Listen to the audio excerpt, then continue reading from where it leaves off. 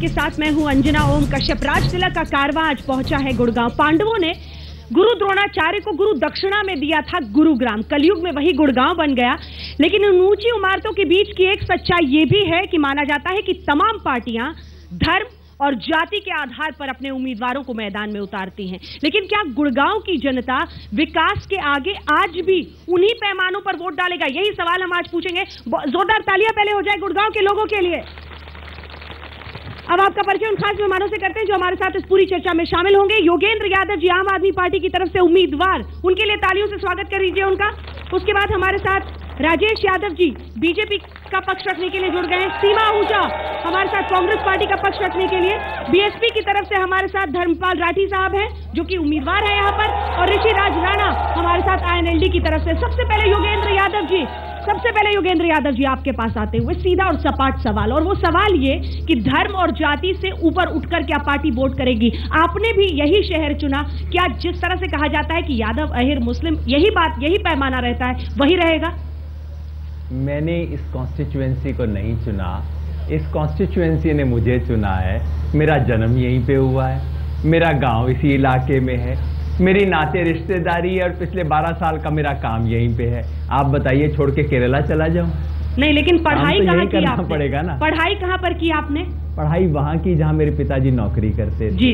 उसके बाद दिल्ली में भी पढ़े आप, और उसके बाद नौकरी भी ज्यादातर आपने वहीं पर की थी, इसीलिए मेरा सवाल। अगर दिल्ली में करता तो आप कहते कि आम आदमी पार्टी के नेता सेफ कॉन्स्टिट्यूएंसी ढूंढ रहे हैं। देखिए, एक बात तय है, या तो मैं अपना जन्म बदल लूं, संभव नहीं है आजकल ना, बड़ा देर हो जाती है इस चीजों के लिए। असली बात यह है कि गुड़गांव के चुनाव में कुछ भी हो, आम आदमी पार्टी की तरफ से बता देता हूं, तमाम जाति, तमाम धर्म, तमाम वर्गों में आम आदमी पार्टी को वोट मिलेगा। ये चीज आप देख लेना, सबको दिखा। चलिए ठीक है, आपका ये विश्वास या फिर जिस तरह से लोगों का सवाल आता है वो आगे बहस बढ़ेगी। आपसे मेरा एक बहुत सीधा सवाल है, अगर ये थामा है उन्होंने हाथ अब बीजेपी का आकर राव इंद्रजीत सिंह ने, तो कैसे जनता माने कि जो अपनी पार्टी के इतने वर्षों में नहीं हुए वो जनता के हो जाएंगे? देखिए, राव इंद्रजीत सिंह सबसे पहले जवाब सुनिए। जनप्रतिनिधि है, जनता के चुने हुए प्रतिनिधि है, दक्षिणी हरियाणा के लोगों के लिए। दक्षिणी हरियाणा के लोगों के लिए ही वो कांग्रेस में थे, और जब इस क्षेत्र के साथ अभूतपूर्व भेदभाव हुआ, चाहे यहाँ पे रेवेन्यू के से जनरेट करके यहाँ विकास का मामला हो, चाहे सरकारी शिक्षण संस्थान ना खोलने का मामला हो, चाहे पानी के बंटवारे में यहाँ के साथ भेदभाव हो, चाहे रेलवे लाइन में भेदभाव, चाहे सरकारी नौकरियों में यहाँ के भेदभाव की बात हो, उन्होंने हमेशा इस क्षेत्र के लोगों की आवाज उठाई है। क्षेत्र के लोगों के लिए उन्होंने क्षेत्र के लोगों के लिए वो जिएंगे, क्षेत्र के लोगों के लिए वो मरेंगे। और भाजपा को उन्होंने एक विकल्प के तौर पे इसलिए चुना क्योंकि भारतीय जनता पार्टी ही इस देश को एक अच्छा नेतृत्व देने में सक्षम है, और भारतीय जनता पार्टी ही इस देश को विकास करने में सक्षम है। लेकिन मोदी लहर या महत्वाकांक्षाएं तो पीछे नहीं थी। छोटा सा जवाब, योगेंद्र जी कुछ कहना चाह रहे हैं आपकी बात? देखिए, महत्वाकांक्षा की बात आती तो जिन शीला दीक्षित को इन्होंने हराया, वो शीला दीक्षित जी तो केरल की राज्यपाल बन गई, इन्होंने क्यों नहीं उसके खिलाफ ऑब्जेक्शन किया? अंबाला से सांसद कुमारी शैलजा लोकसभा की सांसद थी, वो राज्यसभा में चली गई। अगर जो राव इंद्रजीत सिंह को अपना निजी हित होता तो कांग्रेस उनको राज्यसभा में भेज सकती थी, उनको मलाई वाली पोस्ट दे सकती थी, लेकिन उन्होंने अपने निजी हितों के ऊपर पूर्ण विराम लगाइए ना, पूर्ण विराम जल्दी से। भाषण तो मैंने सुना, दो चीज समझ ना आई। अगर हल्ले से तय होगा तो बात अलग है। सवाल तो पूछ लूं एक तो ये साहब, 50 साल से राव साहब का खानदान यहाँ सत्ता में है, भेदभाव हुआ तो किसने करवाया साहब? राव साहब के खानदान ने नहीं करवाया तो किसने भेदभाव करवाया? दूसरा, ये वंशवाद के खिलाफ हुआ करती थी ना साहब आपकी पार्टी, क्या हुआ? अब मैं आपकी बात का जवाब दूं। राव इंद्रजीत सिंह जब सत्ता में आए, उन्होंने हमेशा क्षेत्र के विकास के लिए काम किया। उन्होंने चाहे सैनिक स्कूल खुलवाने की बात हो, चाहे डिफेंस यूनिवर्सिटी खुलवाने की बात हो, चाहे नौकरियों में, लेकिन मैं आपसे पूछना चाहता हूँ, मेरा सवाल ये, अरे वो तो खुले मन से जनता के सवालों का सामना करने को तैयार नहीं है, वो आपको भेज दिया, पार्टी बदली है, लोग पूछेंगे क्या चेहरा दिखा। और यही सवाल उन्होंने सामना करने से इनकार किया, और इसीलिए मैं आपसे भी अब सवाल पूछ रहा हूँ। नहीं, आपकी बात हो गई है, राव धर्मपाल को आपने उतारा उनके खिलाफ, लेकिन आपके सामने भी यही सवाल है, क्यों नहीं आए उम्मीदवार? डरते हैं जनता के सवालों से? नहीं, ऐसा नहीं है कि वो जनता से डरते हैं, उनको बहुत ही जरूरी मीटिंग के लिए जाना था, इसलिए ही वो नहीं आ सके। मतलब ये मंच जरूरी नहीं है उनके लिए, यही माने? नहीं, मंच भी जरूरी है, इसलिए उन्होंने इसके बारे में जानकारी उन्हें बहुत पहले से दी गई थी। आज सुबह तक उन्होंने हामी भरी हुई थी, अब शाम बैठते हुए पैर फूल कर। नहीं, ऐसा है, उधर भी उन्होंने जनता को टाइम दे रखा था, इसलिए वो नहीं आ सके। चलिए राणा साहब, आपका रुख करते हुए उससे पहले मैं चाहती हूँ एक बार राठी साहब आपके पास आऊँ। आप कैंडिडेट हैं, क्या है, क्या करेंगे, क्यों जनता विश्वास करे? क्योंकि इस इलाके में अभी तक बीएसपी बहुत कुछ कर नहीं पाई है, क्यों विश्वास करे आप? देखिए, जनता इसलिए विश्वास करेगी कि जनता के बीच में मैं लगभग 15 साल से लगातार समाज की सेवा में हूँ। हाँ। और जनता को ये विश्वास हो चुका है कि इस बार धर्मपाल पहलवान को वोट देना है। और यहाँ पर जो अभी बात कर रहे थे आप राजनीति के, किसी की मोदी की लहर की, यहाँ कोई लहर नहीं है किसी की। अच्छा। यहाँ परिवर्तन चाहती है जनता, देश की पूरी जनता परिवर्तन चाहती है। यहाँ पर जो बात है विकास और भ्रष्टाचार के बीच में लड़ाई है। सवाल आप समझे नहीं थे, परिवर्तन चाहती है वो नहीं पूछा था मैंने। परिवर्तन के लिए तो बहुत पार्टियां हैं, आपको क्यों चुने? आपके पास राणा साहब, आपके पास आते हो। राणा साहब, एक ऐसी पार्टी का प्रतिनिधित्व आप कर रहे हैं जिसके आधे नेता या तो जेल में है या भ्रष्टाचार से लेकर तमाम तरह के अपराधों के संगीन इल्जाम है। क्यों जनता वोट करे आपके लिए? Indian National Lokdal party, Indian National Lokdal की पार्टी के जो सुप्रीमो हैं वो कोई भ्रष्टाचार करके या घोटाला करके जेल में नहीं है। 3200 परिवारों को रोजगार देकर जेल गए हैं। अगर 3200 परिवार को रोजगार देकर जेल में जाना है तो ऐसा अपराध हम बार बार करेंगे, क्योंकि 3200 परिवार को रोजगार आज तक ना तो किसी पार्टी ने दिया है, और दिया है तो सिर्फ अपने रिश्तेदारों को, चाहे वो कांग्रेस पार्टी हो चाहे वो बीजेपी पार्टी हो। इन्होंने दिया है तो सिर्फ अपने रिश्तेदारों को, अपने मंत्रियों को दिया है ये काम। चलिए अब लोगों के सवाल लेते हैं। कोई सजा नहीं है, कोई अपराध नहीं है। प्लीज सवाल पूछिए। योगेंद्र जी से सवाल मेरा। योगेंद्र यादव जी, मैं आपसे 2-3 प्रश्न करूंगा। भारत के नक्शे पे कश्मीर है, हमारा अभिन्न अंग है। आपके नक्शे पे जो खास पार्टी है उसके नक्शे पे कश्मीर क्यों नहीं? दूसरा प्रश्न, नहीं 3 प्रश्न है। दूसरा प्रश्न ये है मेरा कि क्या रमजान चौधरी के साथ आप राहुल गांधी से मिले? और तीसरा, भूपेंद्र हुड्डा के दूत बनके जो किसान भवन में आंदोलन कर रहे थे उसमें आप गए थे, उसके एवज में आपको क्या मिला? तीनों पर आपका जवाब। तीनों जवाब सुनिए। जवाब अंजना जी, अगर आप शोर करेंगे तो आप जवाब नहीं सुन पाएंगे। जी बोले सर। अंजना जी, मैं एक आपसे अनुरोध करूंगा, प्रश्न मैं जितने पूछेंगे जवाब दूंगा, हल्ले गुल्ले और गाली गलौज से आपको बचाना होगा, ये आपका कर्तव्य है। मैं इसलिए आया हूं। ये जो लोग अपनी पार्टी का चरित्र दिखा रहे हैं यहाँ उछल उछल के हुल्लड़ करके, अगर हुल्लड़ हुआ तो आपकी जिम्मेवारी, आप यहाँ पे सुनिए। ठीक है, अब देखिए मेरी जिम्मेदारी है, आप सबसे रिक्वेस्ट है प्लीज एक सम्मानजनक बहस कीजिए प्लीज। जी जवाब दें। पहली बात, हुड्डा जी के साथ उनके प्रतिनिधि के रूप में तथ्य बिल्कुल उल्टा है। मैं किसानों के प्रतिनिधि के रूप में, मुझे 100 किसान अपने साथ लेके गए थे मुख्यमंत्री और सुरजेवाला जी से बात करने। मुख्यमंत्री जी ने मुझसे बात करने से इनकार कर दिया, कहा कि मैं सिर्फ किसानों से बात करता हूं और किसी से बात नहीं करता। और पौने घंटे के बाद किसानों ने मजबूर किया उन्हें मुझसे बात करने के लिए। नंबर 1। नंबर 2, राहुल गांधी से मिला था, रमजान चौधरी के साथ बिल्कुल हाँ 2008 में मिला था। प्राइवेट नौकरी नहीं थी, एक मेवात के किसानों का एक। जवाब सुनिए प्लीज प्लीज। हाँ सर, आप अपनी बात करें, आपकी आवाज जा रही है दर्शकों को, देश भर में लोग सुन रहे हैं। चंद लोगों के चिल्लाने से नहीं होता, अपनी बात करें। ये मोदी जी का चरित्र दिखाई देता है इन सब चीजों से, थोड़ा चुप रहा कीजिए। मुलाकात, जो सवाल का जवाब नहीं सुन सकते उन लोगों की तो क्या तो लोकतंत्र में आस्था है। जल्दी से। ठीक, ये जो रमजान चौधरी जी के बारे में पूछा था, मेवात के किसानों का एक डेलीगेशन लेके मैं गया था। ये कोई छुपी हुई चीज नहीं है, सार्वजनिक है। और मुद्दा वहां का मेडिकल कॉलेज था, जिसके बारे में आज तक मेवात के सामाजिक कार्यकर्ता मुझे सार्वजनिक अभिनंदन करते हैं, धन्यवाद देते हैं। इनमें कोई खुफिया चीज नहीं है। इन दोनों चीजों के लिए मुझे आज तक किसानों और मेवात की जनता की तरफ से लिखित धन्यवाद मिला है। मैंने तो सोचा इसके ऊपर आपके लोग तालियां बजाएंगे इस बात के ऊपर। ठीक, मेरा सवाल है इनेलो के ऋषिराज राणा से। आपके भाई अभय चौटाला ने ये कहा है कि आपकी पार्टी के ये नुमाइंदे जीतने के बाद पालम बिहार में मस्जिद बनाई जाएगी। क्या ये चुनाव आप मजहब के नाम पे लड़ रहे हैं?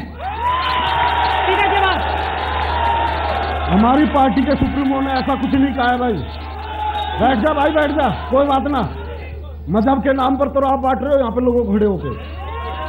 मजहब के नाम पर तो आप बांट रहे हो। आदमी इलेक्शन लड़ता है, ये राजनीति है।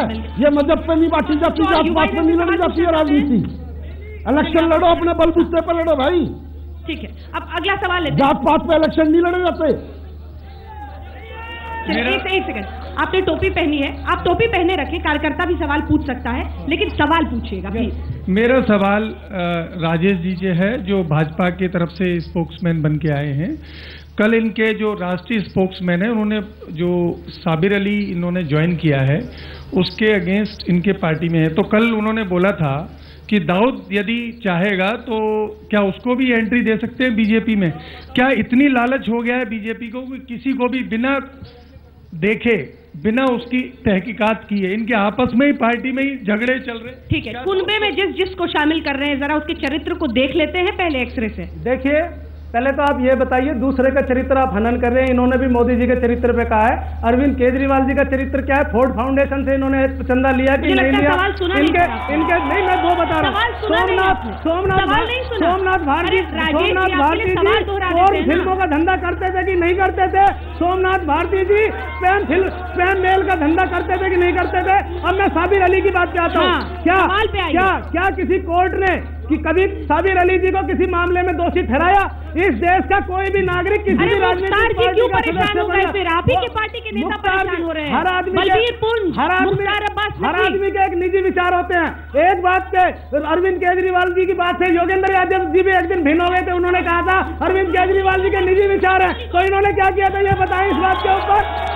मैं भाजपा के अपने प्रत्याशी से और उनके रिप्रेजेंटेटिव से पूछना चाहती हूँ, अगर साबिर अली जी की वो इतनी वकालत कर रहे हैं तो आज उन्हें बाहर क्यों कर दिया गया? उनकी सदस्यता रद्द भी नहीं गई, उन्हें संघ की तरफ से दबाव आया और उन्हें पार्टी से बाहर निकाल दिया गया। क्या यही मोदी जी का चरित्र है?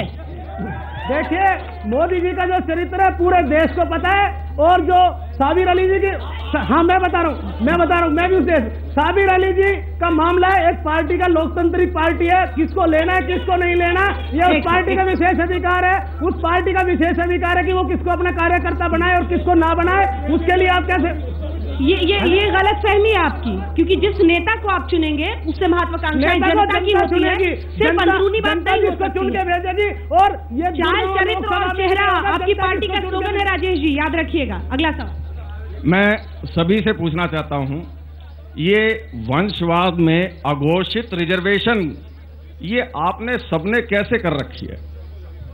अब इसका जवाब तो एक पार्टी से लेना होगा, लेकिन मैं चाहती हूँ आपसे शुरुआत करें। लेकिन मैं उससे पहले जो मुखिया वो अपराध, उसके बाद पुत्र और अब तो उसके बाद से परपोता भी, इनकी बात का जवाब देंगे। लेकिन इससे पहले यहाँ बैठी हुई जनता से मैं पूछना चाहता हूँ, 10 साल से तो भाई राव इंद्रजीत सिंह जी गुड़गांव पर राज कर रहे हैं, यहाँ लोकसभा से MP रहे हैं। 5 साल से बादशाहपुर विधानसभा से राव धर्मपाल जी विधायक रहे हैं। उन्होंने क्या किया इस क्षेत्र के लिए? एक भी काम बता दो मेरे को, एक भी काम। सवाल सुना? एक भी काम कांग्रेस में रहते हुए एक काम किया हो किसी ने भी? जब कांग्रेस की लहर के खिलाफ बात चली तो जाकर बीजेपी में शामिल हो गए। सवाल सुना है तो आपको कोई जवाब ना है भाई, दर्द हो रहा है। उस सवाल से क्यों भाग रहे हैं? इधर देखिए, सवाल तो पूछा मैंने। उन्होंने पूछा ये जो पारिवारिक जागीर बना दी है आपने पार्टियों की, उस पर जवाब दीजिए। सबसे बड़ी पारिवारिक जागीर तो कांग्रेस के पास है, गांधी परिवार। उनकी शर्ट काली है तो आप भी करेंगे? नहीं, हमारी काली नहीं है। हमारे प्रदेश अध्यक्ष है अशोक अरोड़ा जी। हमने 36 बिरादरियों का मान सम्मान किया इंडियन नेशनल लोकदल पार्टी ने। हमारे कैंडिडेट मुस्लिम जाति से संबंध रखते हैं जो गुड़गांव लोकसभा से हैं। आप कैसे कह सकते हो बिरादरीवाद? मुझे पता है आप बहुत मुश्किल सवाल में है ये, इसका जवाब आपके पास नहीं होगा। अगला सवाल है जी योगेंद्र यादव जी से। योगेंद्र यादव जी ने कहा कि मैंने कॉन्स्टिट्यूंसी को नहीं चुना, कॉन्स्टिट्यूंसी ने मुझे चुना। आपकी उम्र 50-60 साल हो गई, आप 50 साल से आपने क्या इस कॉन्स्टिट्यूंसी में किया? आप कह रहे हो मेरा जन्म यहीं पे हुआ, रिश्तेदारी। आप मलाई खाने के लिए गुड़गांव आ गए, ठीक है, मलाई खाने गुड़गांव आ गए। सवाल संयमित होना चाहिए, आप सबसे रिक्वेस्ट है, प्लीज एक सेकंड सर, सवाल इसीलिए योगेंद्र जी प्लीज योगेंद्र जी, इसीलिए मैंने ये सवाल सबसे पहले आपसे किया था, क्योंकि मुझे पता था ये लोगों के सवाल जहन में रहेगा। जिस तरह आम आदमी पार्टी से पैराशूट लैंडिंग के खिलाफ आपने लड़ाई लड़ी थी और पैराशूट लैंडिंग आपकी पार्टी में होने लगी है, क्या उसके खिलाफ जनता का आवाज उठना सही है? प्लीज फिर आपको बता दूं, ये जो हुल्लड़ हो रहा है ये आपकी चैनल की प्रतिष्ठा के लिए अच्छा नहीं है। आपकी चैनल मोदी जी का विज्ञापन कर रही है क्या? यहाँ पे जिस तरह से जो हुल्लड़ हो रहा है मोदी मोदी, ये कोई तरीका है? ये कोई तरीका है बात करने का? मेरा उत्तर देने देंगे आप या मुझे नहीं देने देंगे? आपकी चैनल पे धब्बा लग रहा है, आप जरा कोई धब्बा नहीं लग रहा सर, क्या हो रहा है? ऐसा अरविंद केजरीवाल के नारे भी चलते हैं हर चैनल पर, जो कार्यकर्ता पहुंचते हैं वो कई बार नारे लगाते हैं, इसको चैनल और उसके प्रतिष्ठा से जोड़ना सही नहीं। या तो आप मेरे प्लीज आप मुझे जवाब सुनिए, प्लीज जवाब सुनिए। ये देखिए आम आदमी पार्टी के नारे लगा रहे हैं, क्योंकि आप लोग कोई संयमित नहीं कर पा रहे, कोई बहस का तरीका नहीं है। प्लीज बैठ जाइए। हाँ ठीक है, आप सवाल पूछना है तो सवाल पूछिए। सभी पार्टियां बैठी है, ये क्या चंद आदमी जो है ना मोदी, ये पब्लिक कितनी बैठी है, चुपचाप बैठी है। इनकी भी सुनिए, इस पब्लिक की भी सुनिए, क्या मोदी सबकी सुनेंगे। उस गंभीर सवाल पर जवाब प्लीज। आप ऐसे फिर बहस नहीं हो पाएगी, ऐसे बहस नहीं हो सकती, प्लीज बोलिए। मैं फिर कहूंगा, ये इन लोगों की लोकतंत्र में आस्था है। देखिए ये लोग इस देश का लोकतंत्र चलाएंगे, जो सवालों का जवाब नहीं सुन सकते ये लोग करेंगे। अब मैं आपको जवाब दे देता हूं और आपको याद दिलाता हूं कि जो वंश वाला सवाल पूछा गया था उसका आपने इन दोनों से जवाब नहीं पूछा है। बीजेपी से पूछा नहीं है कि वंशवाद का क्या हुआ, इस प्रदेश के सबसे बड़े वंश को लेके आ रहे हैं। कांग्रेस से नहीं पूछा। मैं अपनी चीज का जवाब दे देता हूं साहब। मैंने आपको शुरू से ही कहा था, यदि मैं दिल्ली की किसी कॉन्स्टिट्यूएंसी से लड़ता तो आप कहते कि मैं सेफेस्ट कॉन्स्टिट्यूएंसी चुन रहा हूं। मैं उस कॉन्स्टिट्यूएंसी में आया हूं जहां मेरा जन्म हुआ है, जहां मेरा गांव है, जहां मैंने 25 साल से अपना वोट रखा है और हरियाणा संपूर्ण क्रांति मंच हरियाणा के नाम से पिछले 12 साल से वहां पे काम किया है, सन 2002 से लेके आज तक। अगर कोई चाहे तो मैं पूरा संपूर्ण क्रांति मंच हरियाणा का दस्तावेज आपको उपलब्ध करवा देता हूं। यहाँ के शिक्षण संस्थाओं के बारे में क्या किया, मेवात के मेडिकल कॉलेज के बारे में क्या किया, यहाँ के किसानों का भूमि अधिग्रहण का संघर्ष था उसके अंदर क्या किया, और भूमि अधिग्रहण के खिलाफ क्या संघर्ष किया आप बताएं। नहीं, आप गुमराह नहीं कर सकते जनता को। नहीं, आप गलत बोल रहे हैं। मैं एक सवाल पूछना चाहता हूँ सिर्फ, अभी 31 दिसंबर, अब मेरी सुन लीजिए। नहीं, आप गलत कह रहे हैं, गलत बयान नहीं कर रहे हैं। ये लोग बोलने नहीं देंगे और आप इनको रोक नहीं सकते। मैं ये पूछना चाहता हूँ, बोलने ये नहीं देंगे, रोक इनको नया भूमि अधिग्रहण बिल 2013 लोकसभा में पास होने के बाद, राष्ट्रपति जी की मंजूरी के बाद 14 दिसंबर 2013 से लेकर 31 दिसंबर 2013 तक हरियाणा सरकार ने किसानों को 1894 वाले कानून के तहत नोटिस जारी कर दिए। मैं पूछना चाहता हूं उसके खिलाफ इन्होंने क्या आवाज उठाई? उसके खिलाफ आवाज उठाई सिर्फ राव इंद्रजीत सिंह ने कि भैया जवाब सुनिए, जवाब दीजिए। आप लोगों को गुमराह नहीं कर सकते ऐसे। नंबर 1, आम आदमी पार्टी पहली पार्टी थी जिसने इन नोटिस के खिलाफ अपना बयान दिया, नंबर 1। नंबर 2, मानेसर में भूमि अधिग्रहण के खिलाफ अरविंद केजरीवाल और मैंने आके पिछले साल पहली बड़ी रैली की थी। नंबर 3, वो जमीन 2007 में अधिग्रहण से मुक्त हो चुकी थी। जिस जमीन के लिए या तो आप बोलने दे वो मेरे जमीन 2007 में अधिग्रहण से मुक्त हो चुकी थी। आप गलत बयान नहीं कर रहे हैं, आपको शोभा नहीं देता ऐसे पब्लिक को। मैं तथ्यों के साथ बोल रहा हूँ, मैं आपको फैक्ट देता हूँ। अंजना जी, आप यदि इन सज्जन को चुप नहीं करवा सकती। सर मुझे समझ में आ गया, प्लीज अपनी आवाज पसंद। अब मैं गिना दूं, अंजना जी मैं गिना दूं। भूमि अधिग्रहण पे पूछा है।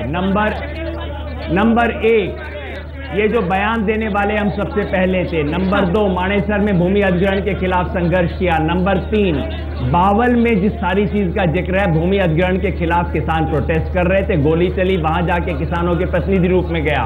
नंबर 4, रोज का मेवात के अंदर जो है किसानों के संघर्ष में, उनके धरने में पिछले 2 साल से बैठा हुआ हूं, मैं जा रहा हूं उसके साथ। हाँ। और कितना किस्सा सुनना चाहते हैं सब भूमि अधिग्रहण पे आप? ठीक है, अब कुछ लोगों के सवाल लेते हैं प्लीज।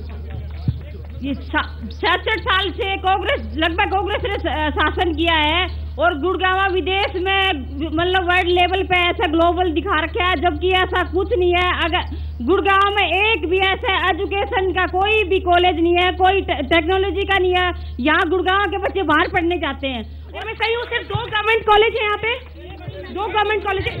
ठीक है, आपका सवाल हो गया है, जवाब दीजिए मैडम, जरा जवाब दीजिए।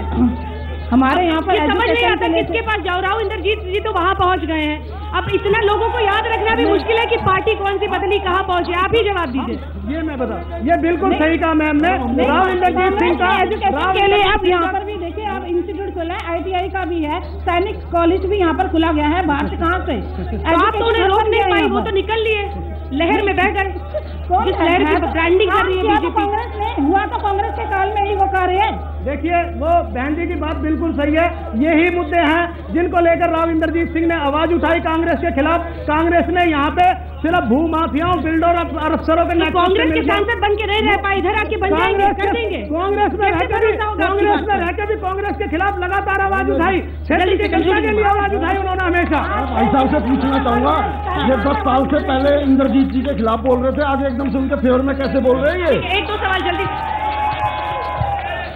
मैं योगेंद्र यादव जी से सवाल करना चाहूंगा। जो मेरे भाई ने पंकज जी ने सवाल पूछा था योगेंद्र यादव जी से, उन्होंने पहले तो उसका जवाब नहीं दिया।